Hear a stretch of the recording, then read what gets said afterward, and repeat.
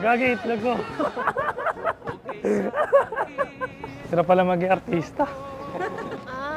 Baka umakyat na. Mas may edge daw si Desiree. Okay sa akin, totoo. Okay sa akin ang bagay na iyon. Okay ang iyong sapatos.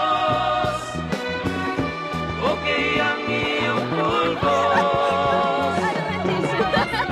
Pakita ko yung belo ni Bea Alonso.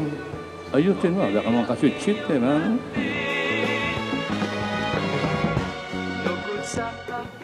Masaya, saka excited. And siguro may konting kaba. Pero siguro yun yung excitement, yung kaba na nararamdaman ko. Kasi ang tagal din namin hinintay ito. Ayun, wala pang kabasa ngayon, pero not sure lang mamaya kapag nakita ko na siya. Pero ngayon, good vibes lang talaga. Hanggang sa muli natin magkikita. Paalam! Oh, cheers! Sana all my boyfriend! Tungkol sa'yo ang playboy. Oh, may chichiredo. Eh, ganito ka pa, Brad. And yun, real talk, kasi talagang sa hirap at ginhawa, andyan siya, na nakita niya yung maganda at pangit sa akin. Pero tinanggap niya ako, saka minahal niya ako. Sabi ko nga, without her, I'm nothing. When we are together, we are everything. Okay ang iyong sapatos. Ang ganda. Sabihin mo na lang, ang ganda-ganda ko. Sabi mo, mami, ang ganda mo. Sabi mo, hindi ka iiyak. Okay ang iyong atin. Okay sa akin. Kung wala siguro siya, hindi ko alam kung saan ako papunta. So, mahal ko siya ng walang dahilan. Mahal ko siya sa lahat ng oras. At pipiliin ko siya araw-araw, minuto sa lahat man ng sitwasyon. Okay sa akin, totoo. Okay sa akin ang bawat gusto ko. Okay sa akin, totoo. Okay sa akin ang bagay na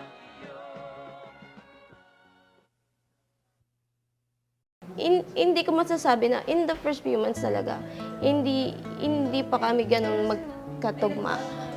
Pero I think habang tumatagal, mas lalong nakikita ko na yung sarili ko. Nakasama siya. And since day one, sobrang consistent.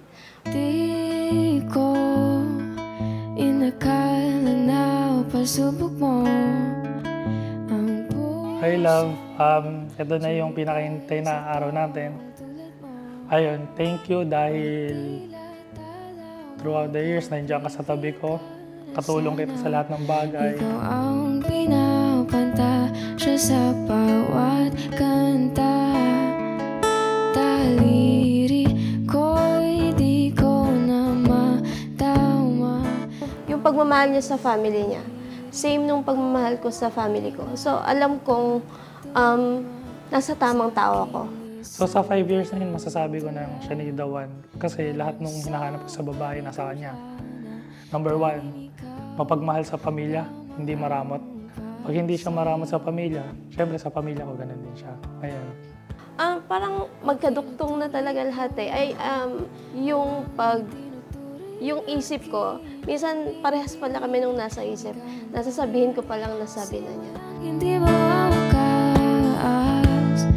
o tinuturi ko o ang itinuturing akin ituturing sa paraan na And makakaasa ka na kahit mag-asawa ko, walang magbabago. Andiyan pa rin ako lagi para sa'yo. Ayun, mahal na mahal kita. And padatigdagan lang tayo ng isa. Aalagaan kita. Kahit anong mangyari, hindi ako mawawala bilang anak mo.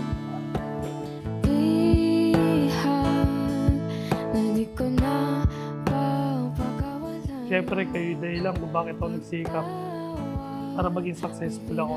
Gusto ko ibigay yung mga bagay na hindi natin nararanasan dati.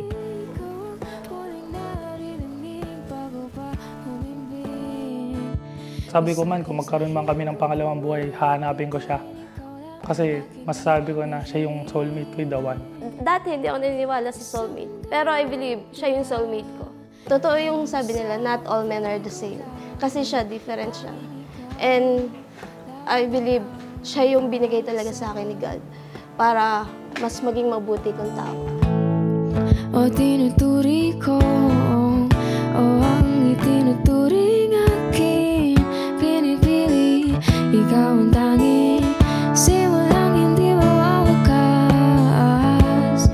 O tinuturi ko, o ang itinuturing akin, ituturing sa paraan na walang ibang makakaranas. Lagi mo lang tatandaan na mahal kita kahit anong mangyari. Dahil ikaw yung ugat ng kainahan ko at lakas. Kahit anong mangyari, pipiliin kita araw-araw. I love you so much, love. Thank you. Kasi minahal mo ako. Minahal mo ako kahit na may mga times na ang hirap ko nang intindihin. Thank you kasi minamahal mo yung pamilya ko katulad ng pagmamahal mo sa akin. Makakaasa ka na andito ako kahit anong mangyari, na hindi mo na kailangang mag-isa kasi meron ka ng katuwang sa buhay. I love you and I can't wait to spend the rest of my life with you. Para sa'yo ang aking tinig, isang